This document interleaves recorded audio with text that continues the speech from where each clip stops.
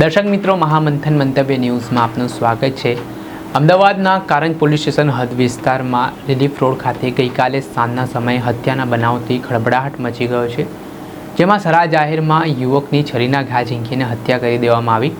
હવે આ ઘટનામાં જે અમદાવાદના ખોખરા વિસ્તારનો યુવક હતો જયશંકર મદ્રાસી, તેના થોડાક સમય પહેલાં એક યુવકને જે આરોપી છે આ કેસનો પૈસા ઉછીને આપ્યા હતા।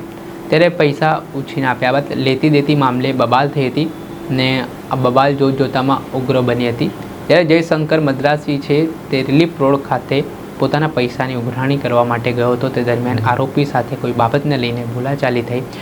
જોતામાં મામલો બીચક્યો અને સરા જાહેરમાં ભરચક બજારમાં જયશંકર મદ્રાસીની છરીના ઘા ઝીંકીને હત્યા કરી દેવામાં આવી।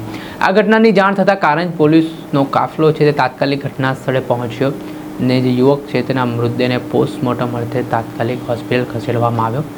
આ ઘટના બાદ પોલીસે આરોપી સામે હત્યા અંગેનો ગુનો નોંધી તેની શોધખોળ હાથ ધરી।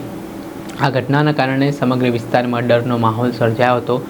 લોહી લોહાણ હાલતમાં જે મૃતદેહ મળી આવ્યો અને જે રસ્તા પર લોહી પાથરેલું જોઈને લોકો પણ એક સમય માટે ડઘાઈ ગયા હતા। આ ઘટના બાદ શું કહી રહ્યા છે સ્થાનિક એસીપી, શું તપાસમાં સામે આવ્યું છે તે સાંભળો।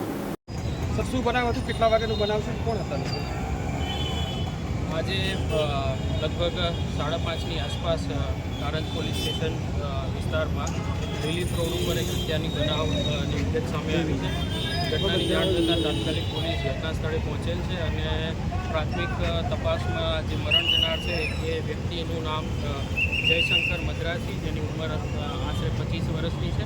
આ વ્યક્તિ જે છે એ હાટકેશ્વર વિસ્તાર ખોખરાનો રહેવાસી અને એની કોઈ ઈસમે તીક્ષ્ણ હથિયારના હુમલા કરી અને એનું મૃત્યુ નિપજાવેલું હોય એ રીતની હકીકત પોલીસને જાણવા મળી હતી। તાત્કાલિક પોલીસે ઘટના છે એ આરોપીની શોધખોળ કરવા માટે ટીમો બનાવેલી હતી અને તપાસ દરમિયાન પોલીસને છે એ શકમંદ આરોપીની વિગત જાણવા મળેલી હતી।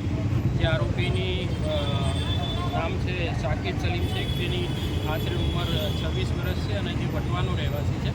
તો આ વ્યક્તિની તપાસ કરતાં એ પોલીસને મળી આવેલો છે અને એને હાલમાં પોલીસે હસ્તગત કરેલો છે અને ઘટનાનું જે કારણ છે આરોપીની પૂછપરછ દરમિયાન પ્રાથમિક રીતે પૈસાની લેતી દેતી હોવાનું જાણવા મળેલું છે અને હાલમાં જે છે એ ડેડ બોડી છે એની રિક્વેસ્ટ ભરી અને એને પોસ્ટમોર્ટમ માટે હોસ્પિટલ ખાતે રવાના કરવામાં આવેલી છે અને જે ફરિયાદ છે એ વિધિવત ફરિયાદ દાખલ કરી અને આરોપીને આગળ અટક કરી અને આગળની કાર્યવાહી હાથ ધરવામાં આવશે।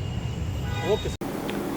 જે આપણે સાંભળ્યા હતા સ્થાનિક એસીપી, તેમણે આ ઘટનાને લઈને માહિતી આપી છે ને જે પૈસાની લેતી દેતી મામલે આ કરુણ ઘટના બની છે ને હત્યાનો જે બનાવ સામે આવ્યો છે તેના કારણે અમદાવાદમાં ફરી કાયદો અને વ્યવસ્થાની સ્થિતિ સામે સવાલ ઉઠવાની શરૂઆત થઈ છે। આ કેસમાં સંડોવાયેલો આરોપી શાકિર શેખ, તેની પોલીસે ધરપકડ કરીને હવે આગળની કાર્યવાહી હાથ ધરી છે। દર્શક મિત્રો, આવા જ વિડીયો જોવા માટે મહામંથન મંતવ્ય ન્યૂઝ જોતા રહો।